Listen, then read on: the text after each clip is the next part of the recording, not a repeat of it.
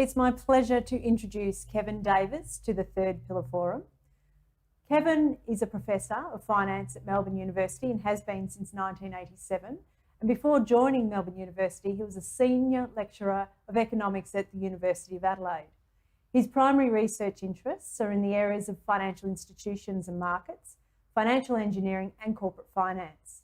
In 2013, Kevin was appointed to the Commonwealth Government's Financial System Inquiry Panel, which examined how the financial system could best meet Australia's evolving needs and support economic growth. This report was presented to the Federal Treasurer in November of 2014. Welcome, Kevin. Thank you. Pleasure to be here. I guess, the starting point for my comments is, isn't this a weird area? We spend time worrying about people not saving enough pre-retirement and then worrying about them saving too much in retirement.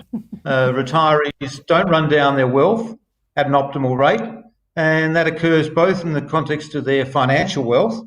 We know that people aren't spending as much of their superannuation as would be optimal in some sense, and also in the context of their real wealth, particularly the home tied up in real assets. I guess an obvious question is, why is that? I think there's possible explanations. One is greater concerns about risks. We're uncertain once you get to my age about what's going to happen to you, how long will we live, what medical care and aged care costs will we need. And of course, we only live once, so we don't have any personal experience to draw on. I think also what's important for most people, and I think I put myself in this category even though I'm a Professor of Finance, a lack of understanding of and the complicated design of the various financial products that might be there for accessing wealth. Now, in the Financial System Inquiry, the Murray Inquiry, we grapple with this issue, the question of how do we go about trying to design what we called CIPRs, Comprehensive Income Products in Retirement. And perhaps I should just say an alternative name, which was Retirement Income Products, but the acronym for that, RIP, doesn't actually sound too good when you talk about this area. And of course, one of the issues in this whole area is, whereas in the accumulation phase, we might say that there are default products that make sense, in the retirement phase, everyone is different. There's no one size fits all. So a particularly complex problem was, how do you design retirement income products or arrangements to deal with that? And one of the big issues, how do you incorporate the use of wealth from the family home into funding retirement consumption? And I think here there's a problem that what we have is that sort of housing policy and superannuation are two separate pillars and sort of never the same, the two will meet. So there's an issue of how do we get those two integrated into an appropriate form of retirement incomes policy.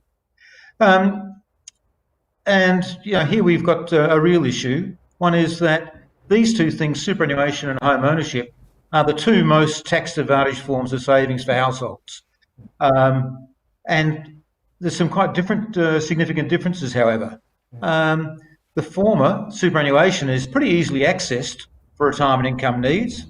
The latter, home ownership, isn't so easy. And then you've also got the problem that the super balance is included in accessing the age pension, comes into the assets test, but the family home doesn't count. So we've got these diverse approaches there. And what we all know, and I guess part of the rationale for this conference and so on, is that we have problems of people being asset rich and income poor. And when you think about ways in which you might overcome that, possible solutions like downsizing, moving to a smaller home, is problematic. There's all sorts of transactions costs, so there's limited gain in that. It also means you'll be shifting some of your assets out of tax and pension benefit protected areas, i.e. the home, into non-protected cash assets. And then, of course, there's also the psychic costs of leaving home, and we must have a motive, which is looking after those ungrateful kids, really important. One major hope has obviously been finding ways of generating cash flow by unlocking equity in the family home. But I think it's fair to say that reverse mortgages haven't been taken up at a scale that was hoped for. It looked like there was going to be some growth if you go back prior to the GFC, but that sort of got, didn't happen. Why haven't they been taken up at the same scale? I think an important one, and this is one of the things that product designers have to deal with, is a psychological switch that's required from spending most of your life trying to pay off your mortgage to then going into running up debt. I think also there's a problem of the complexity of the products. I think the average person, I hate to say it, but after years of teaching finance, I seem to have had no effect whatsoever. Financial literacy is really not that great, and it's very hard for people to understand these sorts of products. It could be that maybe people don't trust the financial product providers, banks and so on. But even the government's pension loan scheme, assuming people trust the government, which may be a big assumption, to the reverse mortgage scheme available to pensioners, that hasn't been particularly popular either. One reason for that is actually the fact that the marketing of it is abysmal. When you look on the website, it's just, I can't see why anybody would flock to it. But I think, it's hardly surprising that people haven't rushed to that scheme, but it is actually potentially a very useful thing. And of course, major banks have got out of the area, so a lot of the advertising that might have been there to encourage people to think about these products has disappeared. So I think the question, and obviously the question that you guys are focused on is, can reverse mortgage or equity release style products be an important part of the retirement income solution? And I reckon one thing going for them at the moment is a really low level of current interest rates. That means that the accumulation of the outstanding balance owed is going to be slower, and the rate of decline of the home equity share of the owners is going to be a smaller decline. But I guess one of the issues again there is that if you think about the generation that would be focused on these products at the moment, they're sort of my generation, maybe a bit younger, and they've lived through periods where they've seen interest rates can change quite dramatically. Most of them, I'm sure, would remember the period sometime in the past, and I've forgotten exactly the dates, when mortgage interest rates got up to about 87 to 92. Yeah, got up to what, 17% or something like that. And so I think for most people, they say, oh yes, interest rates are really low at the moment, but gee, who knows what might happen, and we could suddenly find ourselves locked into a situation of really high interest rates. So I think one of the issues here is the extent to which you can design these products in a way that has either a fixed interest rate or some cap on the maximum interest rate. And of course, the trouble is if you try and do that, that creates a lot of flexibility on what payment rates you can apply and other risks for the providers and so on.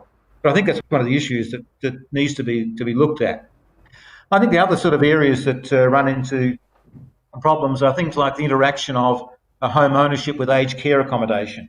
Now, people might say there's not that much interaction, but for most people, aged care accommodation is just a bloody nightmare. I know I've sort of looked at it, not for myself, but for and trying to understand it and what the implications are associated with your home ownership and whether you need, it's just too hard. So I think there's, ideally the government should do things in that area to try and make that a lot simpler. I think, for example, they should get rid of the refundable accommodation deposit. That's an interest-free loan basically to the providers of aged care. Who knows what the rationale for that is? Well, I can think of rationales, but who can sort of give a justification for it? I don't know. And of course, given the interest rates are so low, it's probably a good time to abolish it because it's not providing much benefit to them. Also relevant to about the current is what I think is a really weird announcement by the government to remove responsible lending obligations. This area is one where, I think the banks exited this area because it's just too hard. The risks associated with RLOs, responsible lending obligations, was let's get out of it. It's just not worth it. But realistically, these products are potentially quite complex.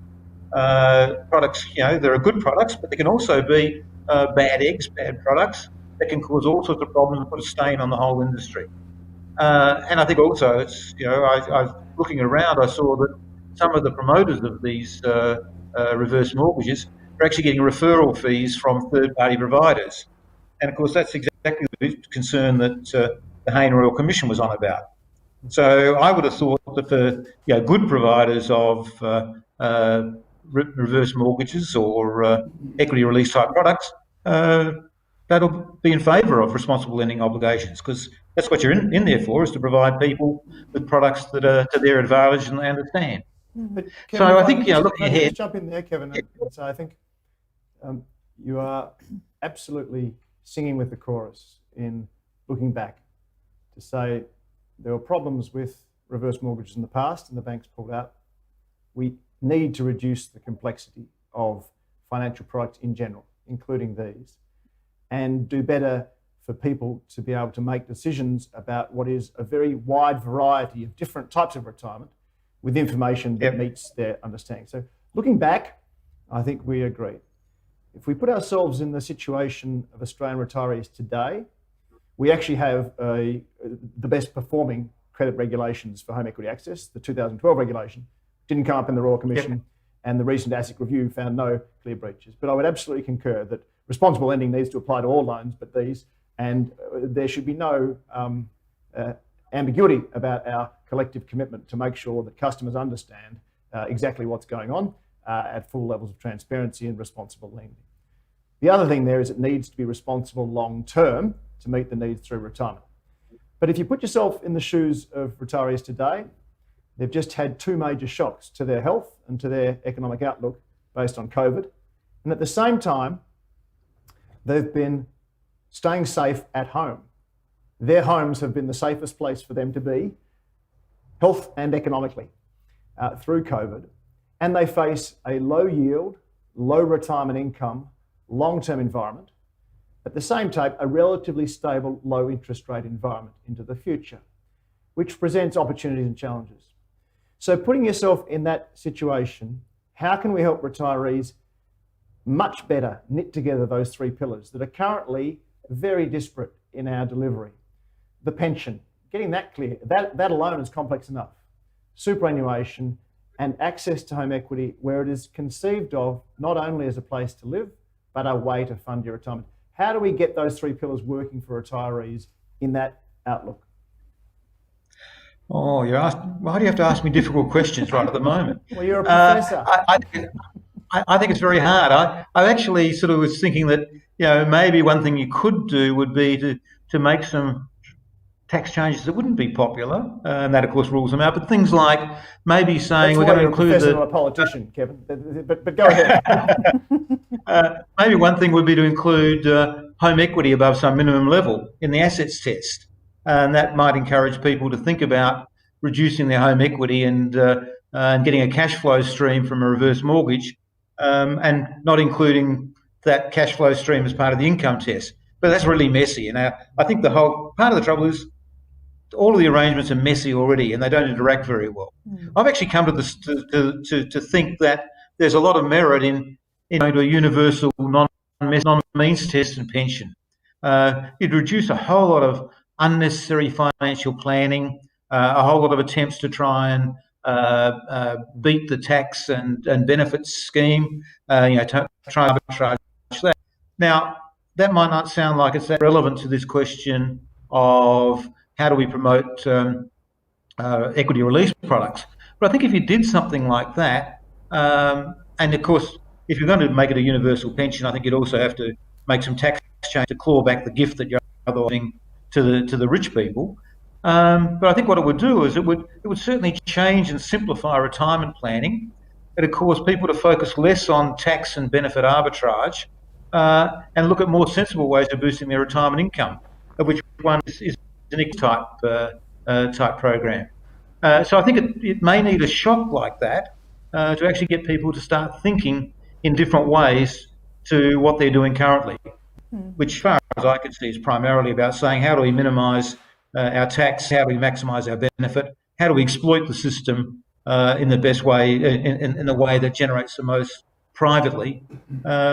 And I think it just needs that change it needs something to get people to change their thinking about what's the best way of dealing with this. I think that's right. I think people understanding transparently their options, but being empowered to go forward with confidence and make some decisions and not game the system, but draw on their own wealth and their entitlements to live long and happy lives. That's the nirvana. I think it's going to be messier again, Kevin, as we go forward to try and get that right. Yes. Integrating those three pillars of the pension, superannuation and home equity is going to form a part of making sure retirees have got the funding to go the distance. Yeah. In the interest of time, we have to draw it to a close there, but Kevin, your thinking from the Financial Services Report and right into this space has been a real contribution to the Third Pillar Forum in 2020, and warm thanks. No worries. Happy to be involved.